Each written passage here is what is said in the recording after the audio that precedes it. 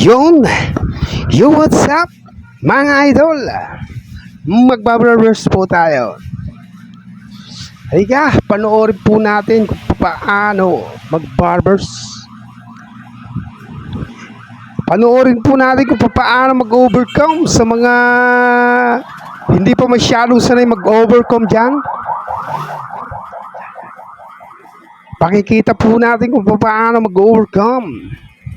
Umpisan nga po natin yan sa number 2 na guide. Pagka mag-overcome ka, pag inumpisahan mo, kailangan barbers, kunyari barbers ang gupit natin mga idol. Pagkatapos mong in-number 2, overcome na kaagad. Overcome ka na kaagad, idol.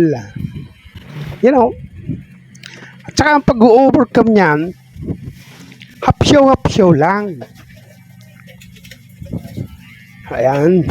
At 1.5.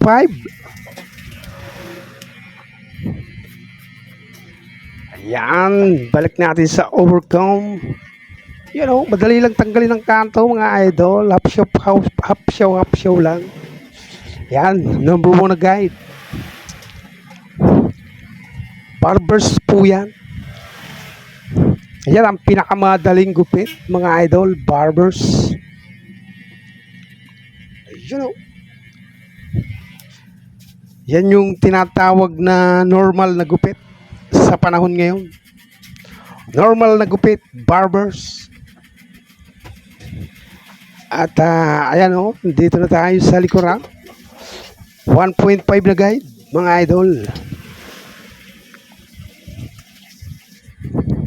Kung sa mga baguhan, kung makukuha nyo lang sana yung tamang paghahagod para hindi na masyadong makutingting sa overcome, kailangan may technique po yan para hindi na kayo masyadong mahirapan sa pagtatanggal ng kanto. Pagka dinos mo or kaya 1.5, kunting-kunti na lang ang tatanggalin mong kanto dyan. Kailangan yung hagod mo talagang kailangan paangat na tuwid. Pag humagod ka, kahit mabilis yung hagod mo, halimbawa, pag humagod ka ng number 2 na guide, kailangan patuwid. Hindi palalim. Hindi palalim ang hagod mo, kailangan patuwid. Itutuwid mo yung sa pulso mo. Mararamdaman mo yan ang patuwid sa buhok. Sa anit. Simula sa baba, itutuwid mo lang siya, hindi pa sungkit. Kasi pagka isinungkit mo yung number 2 papasok, yun magkakameron ng sagad-sagarang kanto yun, mahihirapan kang mag-overcome hanggang sa tumaas yun. Pero pagka pa-straight lang yung number 2 mo, pag nag-overcome ka, napakadali mong tanggalin. At saka ang pagtatanggal ng overcome, pagka magtatanggal ka ng kanto, madali din lang. Titignan mo sa salamin, hapsyaw lang, tatanggalin mo yung kanto, tuloy-tuloy paangat. Halimbawa 1, 2, 3, mga ganyan.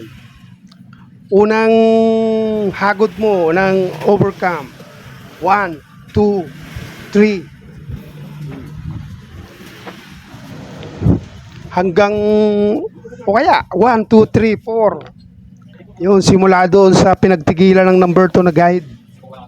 Pero ang ginagawa ko dyan halos 1, 2, 3 lang, 1, 2, 3, 1, 2, 3. Ganun lang ang pagtatanggal natin ng kanto. Pero tuloy-tuloy ang adjust nun. 1, 2, 3. Kasi hindi mo naman matatanggal yung kanto pagka doon at doon mo lang tatanggalan. Saka hindi mo na isasama yung pinag-number 2han mo kasi yun na yung pinaka-guideline mo sa pagtatanggal ng overcome. You know, mga idol, bakit? No.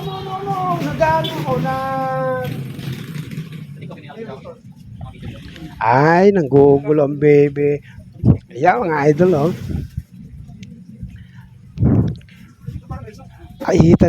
Inaahitan na natin.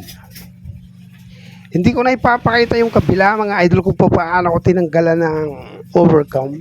Ganon din naman ang ginawa ko. Kung nakita nyo dito sa side, ganon din ang ginawa ko dun sa kabila.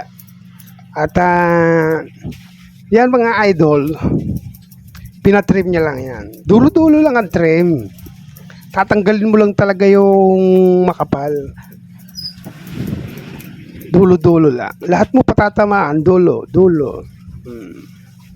Ganun lang siya para hindi nasisira yung buhok.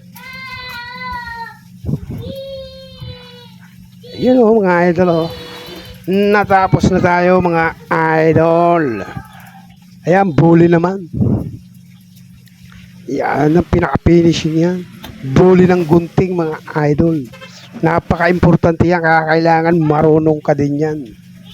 At saka kailangan laging pa-straight. Mga pa-barbers mo. Kahit anong klaseng gupit mo. Kailangan laging pa-straight lang. Kasi pagka nai-straight mo yan hanggang taas, wala, tanggal ang kanto niyan. Tatamaan ang kanto niyan. Pagka na-maintain mo na laging pa-straight ang gupit mo.